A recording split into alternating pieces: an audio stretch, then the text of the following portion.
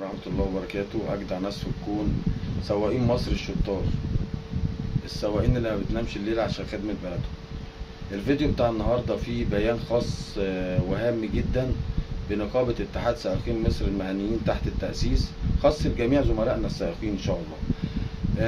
وفي إن شاء الله مناشدة لفخامة السيد الرئيس عبد الفتاح السيسي والسيد وزير الداخلية والسيد وزير الصحة والإسكان وكل الضباط القائمين على العمل في الكمائن فيما يخص تحليل المخدرات والبروباجندا اللي حاصلة في البلد بسبب اللي حصل من الحادث الأخير. الكل والجميع يعلم أن سائقين مصر المهنيين هم شريان البلد وعجلة التقدم والإنتاج. تمام. السواقين عموما بصفة عامة، السواقين مش مافيا ولا هم عصابة ولا هم سبرسجية ولا هم ناس متسولين ولا الكلام ده كله، والكل يعلم ذلك الأمر. تمام. السواقين هم شريان الحياة. السواقين عندنا بقت جميع السواقين اللي شغالة كلهم يعني 80% منهم مؤهلات عليا. تمام. السواقين مش حاجة وحشة، السواقين بيطلعوا يخدموك انت وغيرك وغيرك وغيرك وغيرك وغيرك لغاية أصغر واحد في البلد. تعال نتكلم بمثل بسيط. لو في ضابط شرطة من جهة أمنية قال للسواق ده تعالى يا اسطى هتطلع معايا مأمورية 5 ساعات عشان خاطر في ضبطية طالعين نجيبها، السواق ما بيتأخرش، بيقول له عينيا يا باشا، بيطلع مع الضابط وبيقعد 5 ساعات من وقته، وهو مش ملتزم ولا مجبر على هذا الأمر، بس بيطلع عشان خاطر يخدم بلده وما بيتأخرش. تمام. خلي السواق ماشي مروح الساعة 2 بالليل بعد ما خلص شيفت شغله ومروح عشان ينام ومجهد وبعد ما كان مطبق، وقابله ناس متكعبلين في وصلة ورايحين المستشفى. سواقين مصر جدعان ما بيتأخرش، بياخدهم وبيرجع بيهم على المستشفى. تمام. سواق تريلا، كل الأدب والاحترام والتقدير لسواقين النقل التقيل. سواق تريلا معدي على الطريق الصحراوي لا قدر الله في حاجة معدة نقل تقيلة واقفة ومعطلة الطريق، والظابط قال له تعالى يا اسطى لو سمحت اسحب لي المعدة دي من هنا، طلعها قدام شوية على اليمين عشان الطريق يفتح. السواق ما بيتأخرش، مش مجبر يعمل ده ومش ملتزم يعمل ده، وبيعمل ده بدون أي مقابل. زي السواق برضو اللي بيطلع مأمورية مع الاسم ومع ضباط الشرطة وبدون أي مقابل، بيطلع الموضوع ده جدعانة عشان خدمة بلد، عشان خاطر الأمن والأمان، عشان خاطر معاقبة الخارجين عن القانون. بيطلع عشان يخدم شرطة بلده وبيطلع عشان يخدم بلده. فالسواق مش حاجة وحشة ولا حاجة ولا هم مجرمين ولا هم متسولين. فالمناشدة اللي أنا هقولها دلوقتي كل الأدب والتقدير والاحترام لفخامة السيد الرئيس عبد الفتاح السيسي، دمت لنا رئيسا وفخرا، وللسيد وزير الداخلية وللسيد وزير الصحة والإسكان. الكل والجميع يعلم أن السائقين عموما أحيانا وفي بعض الأحيان وفي معظم الأحيان بيبقى مجبر إنه يطبق في الشغل في العمل. يعني طبعا إحنا كلنا كبني آدمين ربنا قال وجعلنا النهار معاشا وجعلنا الليل لباسا. تمام. يعني لابد ان الناس بتنام بالليل وبتصحى بالنهار للعمل زي كل الموظفين. احنا بقى كسواقين ما بننامش لا ليل ولا نهار، واحيانا بيجبرنا الشغل اننا ما ننامش اصلا، اننا نفضل صاحيين. ممكن يكون انا هسلم سواق بديلي المعدة اللي انا راكبها، والسواق لا قدر الله حصل عنده اي ظرف من الظروف، انا بضطر غصب عني ان انا اطبق في الشغل. وفي معظم الاحيان ممكن اطبق عشان خاطر بيتي والتزاماتي. الكل والجميع يعلم دلوقتي ظروف كل بيت ماشيه ازاي، والسواق بصفته وشخصه من محدود الدخل، والجميع يعلم هذا الامر. تمام. فممكن يكون مضطر ان هو يطبق شيفت واثنين وثلاثة عشان خاطر يكفي مصروفات بيته واولاده. تمام. مش بنقول له بقى اشرب مخدرات او خد منبهات او الكلام ده، بس ممكن يشرب قهوة كتير، ممكن يشرب سجاير كتير، ممكن يروح للصيدلي يقول له لو سمحت يا عم الصيدلي انا في الم في ظهري من القعده، في الم في ظهري من هنا، وفي وجع في دراعي. وطبعا السواق الكل والجميع يعلم انه شغال بكل حواسه. يقوم الصيدلي يطلع له شريط مسكن بروفين، يقول له خد ده هيسكن لك الالم وتبقى كويس. مسكن البروفين بيطلع في تحليل المخدرات. قهوة كتير بتطلع في تحليل المخدرات. هقول لكم تاني ايه، المعطر اللي بيترش في العربيات بيطلع في تحليل المخدرات. البرشام المسكن عموما بايكوتوفان بيطلع في تحليل المخدرات. فعشان خاطر ممكن تكون الاحصائيات اللي طلعت في الاعلام والبروباجندا دي كلها وفي مواقع السوشيال ميديا عموما كلها، الاحصائيات دي ممكن يكون في 80% منها مظاليم فاتحين بيوت وعندهم اسره واولاد، بيبقوا منتظرينهم عشان يرجعوا البيت باجر يومه عشان يعرفوا ياكلوا ويشربوا ويكفوا التزامات بيوتهم. تمام. فممكن تكون في ناس كتير اتظلمت في الموضوع ده. فهو المناشده التقصي بس والتحقيق ان يكون في تحليل المخدرات في اي لجنه حاجه تميز ما بين اللي بيشربوا مخدر فعلا وحشيش او مخدرات او ما شابه ذلك من انواعها.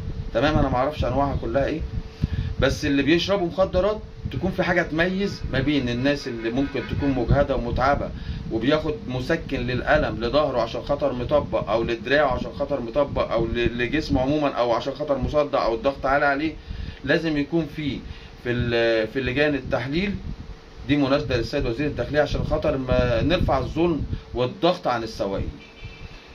دي مناشده باذن الله، بتمنى من ربنا ان صوتي يوصل لكم، ان يكون في كل لجان التحاليل المخدرات حاجه بتميز او حاجه بتميز في التحليل ما بين المخدر اللي حضرتك بتدور عليه وما بين المخدر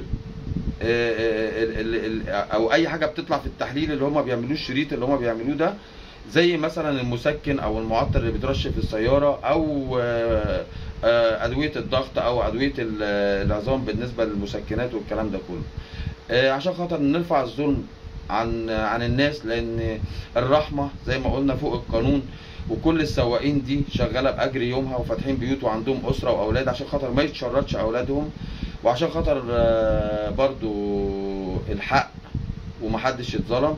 يكون في حاجه تميز ما بين تحليل المخدر فعلا والادويه اللي ممكن يضطر السواق انه ياخدها عشان يعرف يكمل شغله، ان كان ادويه صداع او مسكنات للالم لظهره او ما شابه ذلك.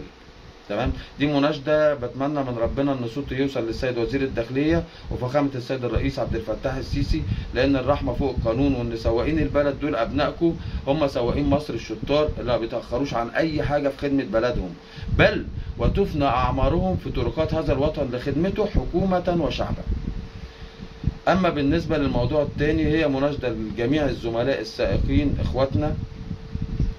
عايزكم برضو تبقوا تشوفوا الفيديو اللي انا هنزله لكم برضو عشان حد ما يبقاش فيه انسياق ورا اي دعوات بتستغل الضغوط اللي عليكم دلوقتي من الداخليه في الاجمنه، وبيستغلوا برضو البروباجندا اللي حاصله عليكم وتشويه سمعتكم. وطبعا احنا كمصريين دمنا حر وبنتضايق بسرعه وبنتخنق، وممكن يبقى فيه اضطرابات او في خطوات البعض بيستغلها وبيستغل الفرص دي عشان يعمل لكم دعوات بايقاف العمل. طبعا احنا رافضين الكلام ده نهائي، عشان احنا بنحب بلدنا وعايزين عجله الانتاج تتقدم. احنا بس بنناشد السيد وزير الداخليه بخف الضغط عن السواقين، لان السواقين دول هم شريان البلد، ومش السواقين مش حاجه وحشه ومش عصابات ولا هم متسولين ولا الكلام ده. السواقين 80% منهم ناس متعلمه وناس متحضره وناس عارفه شغلها. وبرده مناشده للسيد وزير الداخليه ان يكون في منشور رسمي لجميع الشركات الخاصه والعامه والجمارك بعدم الزام سواق النقل الثقيل بوصول الشحنه في وقت معين، نظرا لان المنظومه مش كامله متكامله حاليا في بلدنا. لا في استراحات مؤمنه لسواقين التريلات، وفي بعض الطرق بتعوقهم ان هو ما ياخدش الوقت الكافي عشان خاطر يوصل في الميعاد المعين اللي محدده له الجمارك او الشركات الخاصه او العامه. فلازم يكون للشركات دي وللمنظومات دي منشور رسمي انه ما يلزمش سواق التريلا او سواق النقل الثقيل بوصول الشحنه بتاعته في وقت معين، لازم يديله الوقت الكافي على حسب وضع بلدنا والطرقات اللي فيها. تمام. اما بالنسبه لوضع تظبيط المنظومة وتطويرها، احنا محتاجين ده، محتاجين تطوير وتظبيط المنظومة كلها تكون كاملة متكاملة، من حيث الأجر لسواق التريلا والحمولة بتاعته، عشان ما يضطرش يحمل فوق طاقة السيارة اللي هو راكبها عشان خاطر يدخل له دخل كبير. لا، المفروض المنظومة تيجي من فوق، من الأساس، من الشركات الخاصة والعامة والجمارك، إنه يدي للسواق حقه في الحمولة المظبوطة بس. يعني ما يزودلوش عدد أطنان، أو يضطر السواق إن هو يزود عدد أطنان عشان خاطر ياخد أجره مظبوط. هو ياخد أجره مظبوط في الأطنان المقررة وبس، يكون منشور رسمي يتنفذ على جميع الجهات المعنية الخاصة والعامة، ويكون في استراحات مؤمنة لسواقين الشاحنات عشان خاطر يعرف يقف ويرتاح ويعرف يكمل طريقه بسلامة. اما دلوقتي انا بقول لاخواتي السواقين وكل زملائي القائمين على العمل في السواقه في جمهوريه مصر العربيه كلها، عدم الانسياق وراء اي دعوات لايقاف العمل، او الانسياق وراء اي دعوات للتظاهر او للضغوط اللي حصل لكم في الوقت الحالي من اكمنه وتحليلات واضطرابات وخوف وقلق. طبعا الخوف والقلق مش عشان 100% بيشربوا مخدرات، الخوف والقلق ان هو بيبقى ممكن يكون مطبق في الشغل وفي العمل غصب عنه عشان خاطر ظروف بيته، فممكن يضطر ياخد اي مسكن للألم اللي هو مقرر عادي في جميع الصيدليات العادية، بنروح نشتروه انا وانت وحضرتك وغيره وغيره وغيره لما بكون مصدع او عندي ألم في ظهري او عندي ألم في مفاصلي، فانا بضطر اروح اخد مسكن عشان اعرف اكمل في العمل بتاعي. او الضغط عالي عليا بروح اجيب حاجة للضغط. كل الحاجات دي بتطلع في تحليلات المخدرات، عشان كده في اضطرابات وفي ضغوط وفي خوف من ناحية السواقين. فأتمنى من ربنا ان صوتي يوصل للسادة المسؤولين، وان يكون في حاجة في اللجان تطمن السواقين شوية، ان تفصل ما بين الحاجات اللي ممكن يضطر السائق العادي انه ياخدها في يومه او عشان مطبق في عمله من مسكن او دواء ضغط او دواء الم مفاصل او ظهر او الكلام ده، يكون بيميز ما بين التحليل ده والتحليل بتاع المخدرات الاساسي. اما بالنسبه للشريط التحليل اللي في اللجان عموما بتاع تحليل المخدرات دلوقتي، بيطلع اي حاجه من الحاجات اللي قلت عليها لحضراتكم دي ايجابي للاسف، فبيظلم ناس كتير. والناس دي كلها عندها اولاد وعندها اسره، وكل سواق شغال على دراعه بيوميته، هو اجر يومه، هو اللي فتح بيته واولاده وزوجته بتبقى مستنيه اليوم ده لما يرجع عشان خاطر يفتح بيته، فهي الرحمه فوق القانون. بتمنى ان صوتي يوصل لجميع الساده المسؤولين، وبناشد السيد فخامه الرئيس عبد الفتاح السيسي التماس هذا الموضوع، والسيد وزير الداخليه والسيد وزير الصحه والاسكان. اما بالنسبه للقرار، البيان دلوقتي صادر عن نقابه اتحاد سائقين مصر المهنيين، نقابه تحت التاسيس، اصدرت هذا البيان لجميع الاخوه الزملاء بعدم الانسياق وراء اي دعوات لايقاف العمل، وهقرر عليكم البيان دلوقتي ان شاء الله. بسم الله الرحمن الرحيم. بيان صادر عن اتحاد سائقين مصر المهنيين، نقابة تحت التأسيس، في ضوء ما يتداوله البعض من دعوات لإيقاف العمل يوم 1 أغسطس أو الفترة القادمة تضامنا مع أحد الزملاء السائقين، يؤكد اتحاد سائقين مصر المهنيين نقابة تحت التأسيس رفضه التام لهذه الدعوات التي من شأنها الإضرار بمصالح الوطن وتعطيل حركة الإنتاج. ونود أن نوضح أن السائقين هم شريان الاقتصاد المصري وأحد أعمدة دعم الدولة واستقرارها، وأن الوقوف الحقيقي بجانب زميلنا السائق الذي تعرض لأي مشكلة يكون عبر الإجراءات القانونية ودعم حقه بالطرق الشرعية، وليس عن طريق تعطيل العمل أو الإضرار بمصالح المواطنين والبلاد. ونؤكد أن نقابة اتحاد سائقين مصر المهنيين منذ تأسيسها يقف دائما بجانب الدولة المصرية ويضع مصلحة الوطن فوق كل اعتبار، وفي ذات الوقت لا يتنازل أبدا عن الدفاع عن حقوق السائقين بالطرق القانونية المشروعة. حفظ الله مصر رئيسا وحكومة وشعبا.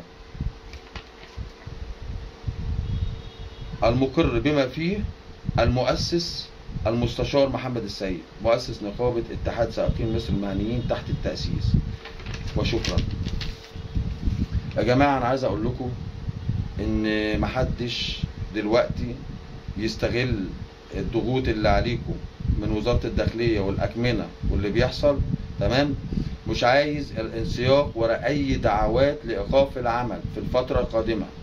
احنا بناخد حقنا بالأصول، ودلوقتي احنا بنناشد جميع الجهات المعنية وكلنا مش ساكتين، ان يكون في تمييز ما بين الناس اللي فعلا بتاخد مخدر وتتعاقب بالقانون، او الناس اللي بطبيعتها بشغل عملها او بحكم عملها ان كانت مطبقه، وده وارد، وجميع الجهات المعنيه وجميع الضباط عارفين الكلام ده برضو، ان فعلا السواق بيبقى وارد عليه انه ممكن يشتغل يوم او يومين صاحي، ان كان سواق شاحنه، سواق نقل تقيل، او سواق ميكروباص طبق عشان خاطر زميله مش متواجد، او طبق عشان خاطر ظروف بيته واولاده.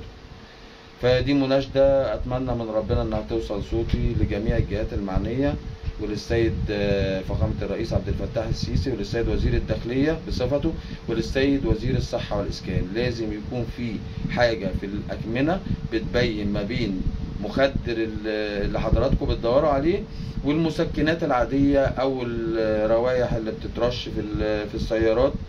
دي طبعا الحاجات دي كلها اللي انا ذكرتها كلها بتطلع في التحليل ايجابي، فعشان كده في خوف وذعر من السواقين، وعشان كده في ناس كتير بتتظلم، واحنا مش عايزين ظلم لان الرحمه فوق القانون، وجميع السائقين دول فاتحين بيوت وعندهم اولاد. فبتمنى من ربنا ان صوتنا يوصل. وبرضو هسيب لكم فيديو للاستاذ الاسطى ترند مصر الاسطى احمد فريد فيما يخص برضو النقابات والنقابة الجديدة اللي احنا بنأسسها، وكل الدعم والتقدير والحب للمؤسس فخامة المستشار محمد السيد والقائمين على العمل، وكل الدعم والحب. وبإذن الله ربنا يقدرنا ونقدر نعمل حاجة كويسة لجميع سائقين مصر المهنيين، ونقدر نعمل حاجة كويسة ومشرفة لدولتنا، ونريح بيها حكومة مصر من موضوع النقابات اللي هي ما بتعملش اي صالح للسواق وباتت بخيبة املهم. احنا عايزين نعمل اعادة تطوير تاني للمنظومة، وعايزين نجدد نشاط السواقين، وعايزين نعمل امتيازات للسواقين، وعايزين السواق يطلع يشتغل وهو باله رايق ومبسوط ومزاجه فل الفل. وعايزين برضو نوجه رسالة للسيد وزير الداخلية، احنا ولادك واحنا ما بنتأخرش عن الجهات الأمنية في أي حاجة تخص أمن وأمان البلد.